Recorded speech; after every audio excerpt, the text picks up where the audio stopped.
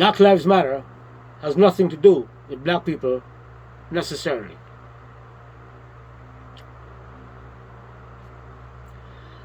Black Lives Matter does not mean black people's lives matter.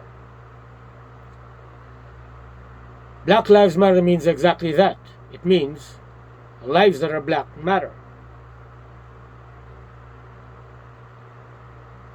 Black cars matter means cars that are black matter. Now, actually, there is no such thing as a black person. Nor is there any such thing as a white person. In fact, black and white are not colors per se. White surfaces reflect the frequencies of white light, those colors of the rainbow, and the shades in between. Black surfaces, conversely, absorb the frequencies of the colors of white light. But black and white are themselves not colors. They belong to what is known as an achromatic spectrum. The achromatic spectrum has black and white on either of its ends. One end is white, the other end is black. So moving from, say, the white end towards the black end, as you move, go towards from white to black, it gets progressively grayer. It gets increasingly gray and gray and grayer until finally, by the time you're at the other end, the black end, it's black. Now, why am I saying that? Anyhow, there is no such thing as a black person. We know what black is. And I've never seen a black person. This do-rag is black. My hair is black. My shoes are black. Ebony is black. Tar is black. We know what black is. And I've never seen a person that is black. Excuse me. Neither is there any such thing as a white person. We know what white is. Chalk is white, white chalk. White typing paper. White bounty paper towels. My teeth. We know what white is. And there's no such thing as a white person. But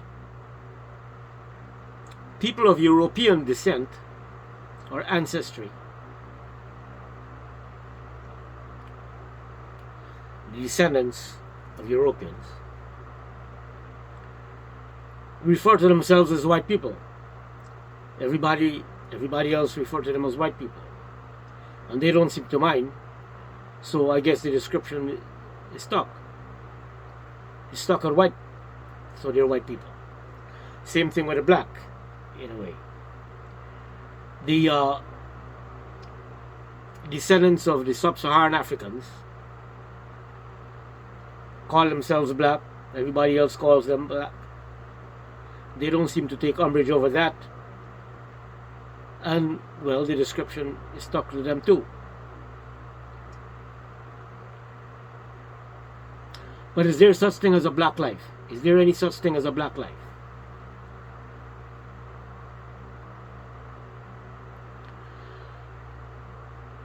Supporters of and subscribers to certain religions and other ideologies believe that there exists that which is known as and called the soul, or life force, or simply life.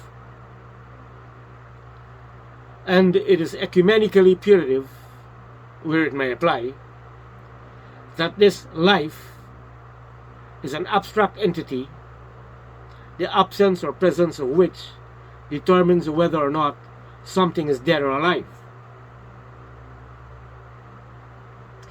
By virtue of its imperceptible nature, this life, this abstract thing,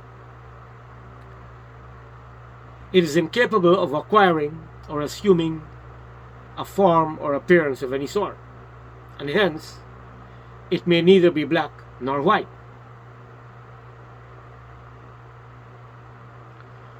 One's experiences in one's existence is also referred to as one's life. And it is not unusual to hear about a wonderful life or a miserable life or some other life in between.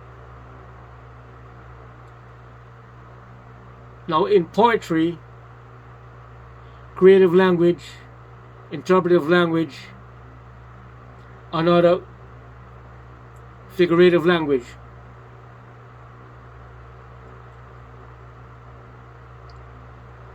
a miserable life may be described as or referred to as a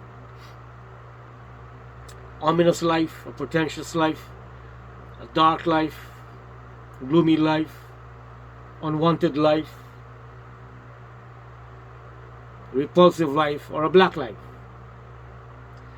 And a black life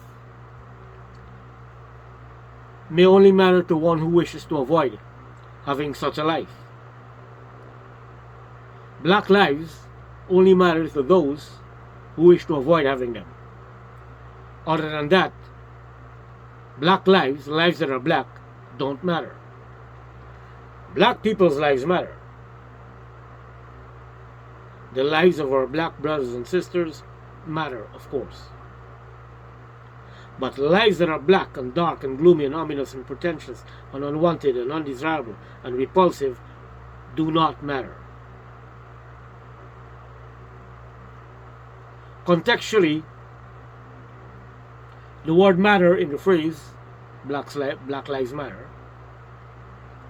is synonymous with words like significant, important, necessary, such words. So one can substitute any of these other synonyms for matter in the phrase and may end up with something like black lives are important, black lives are necessary, black lives are significant, black lives are relevant, black lives matter. But we have seen that black lives really don't matter. I mean, wonderful lives matter, great lives matter, prosperous lives matter, enviable lives matter. Black lives don't matter. In the process of rebuilding an engine, say, while putting the parts together to assemble an engine, one may say cleanliness matters, or rather, okay, cleanliness is important, cleanliness is necessary, or cleanliness matters. However, one would be hard-pressed to hear someone say dirtiness is important, dirtiness is necessary, dirtiness matters, whether or not an engine is being put together or not.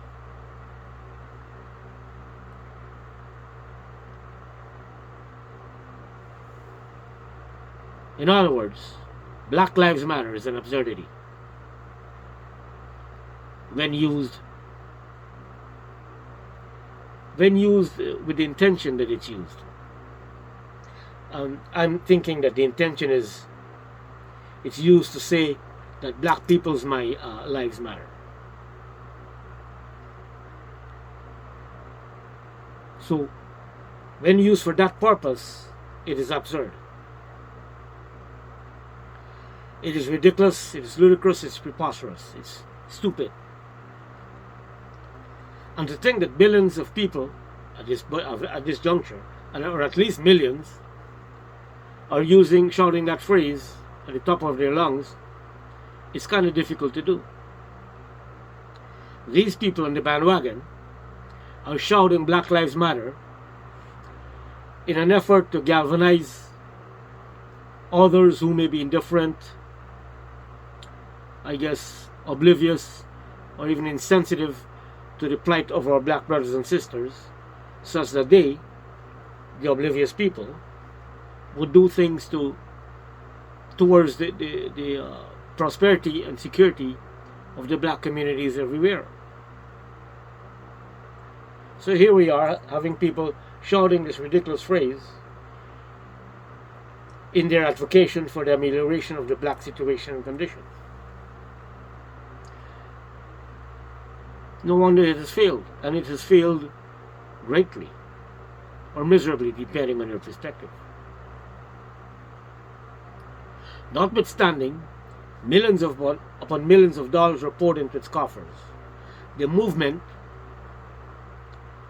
the epithet of which consists the same words that comprise the slogan, Black Lives Matter, has failed.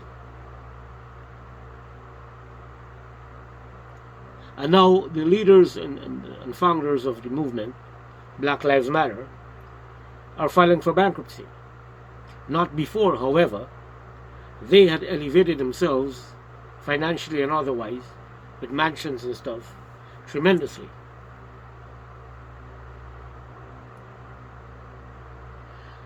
That the movement is comical, for starters, is borne out by the ridiculousness of the phrase.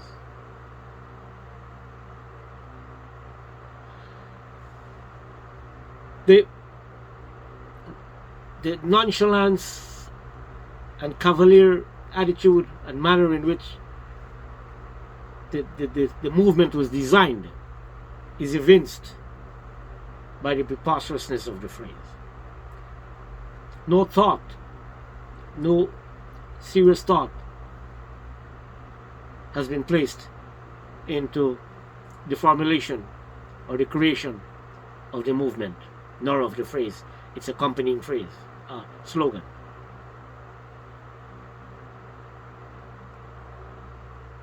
We have erudite, sagacious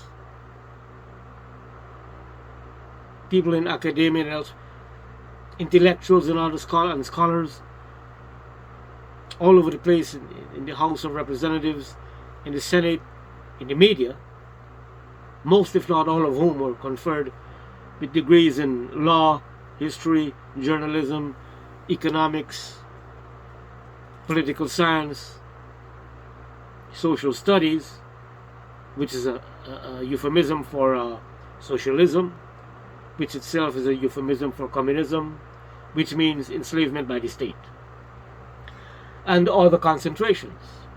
And none of these people seem to be aware of the fact that the phrase they're uttering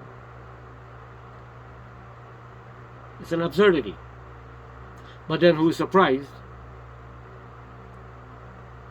when considering that these people, these recipients of these degrees, were conferred with affirmative action degrees. This is the way I call them. And well, we all know that affirmative action has directed academia to level the academic playing field by making everywhere even with the lowest spot, such that everyone graduates,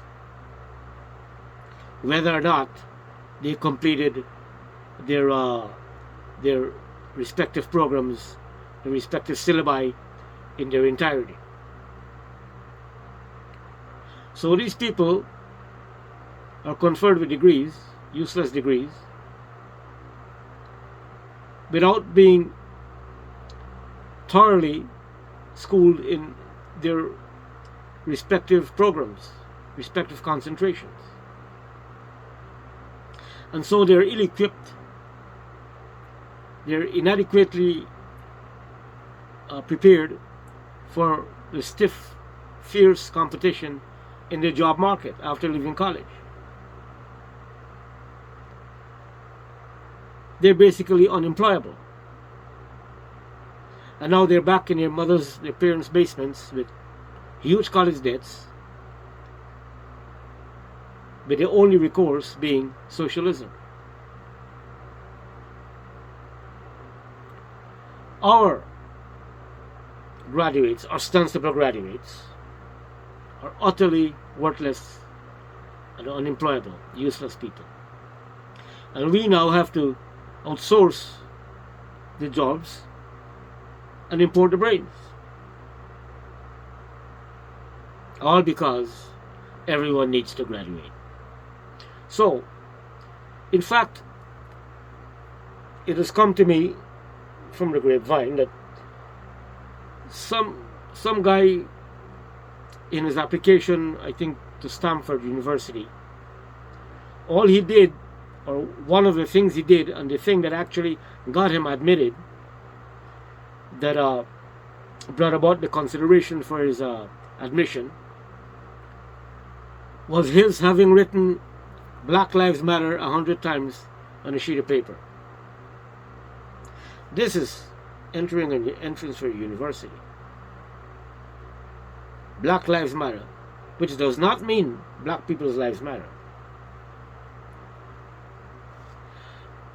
By a reputable university at that. I am shocked, to be honest. So these people, they need to rephrase the phrase. They are using this ridiculous, absurd phrase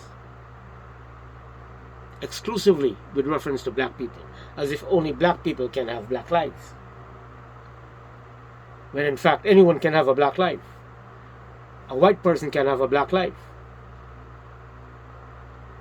An epicantic person, I use the epicantic fold as the distinguishing agent or factor for the Oriental people, to distinguish them from the Occidental people. And that's another story. But however, anyone can have a black life.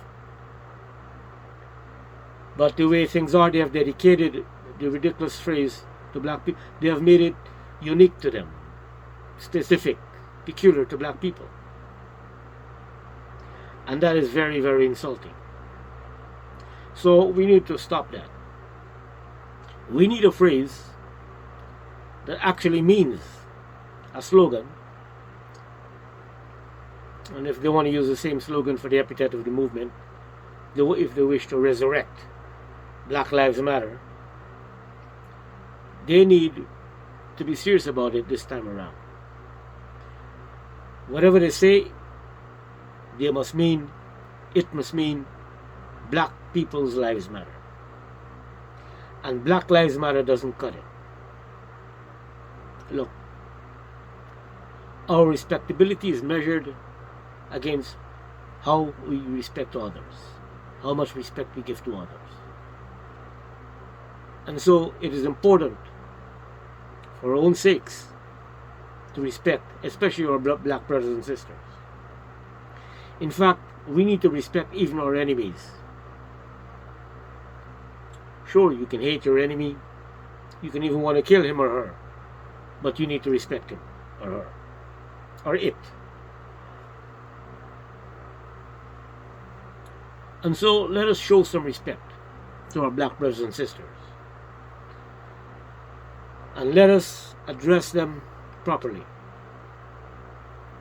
So, it is not difficult to change the current existing phrase into a more germane opposite phrase. So something that means black people's lives matter. And that can be easily done by making an inflection of the first word in the phrase. By inflecting black into blacks,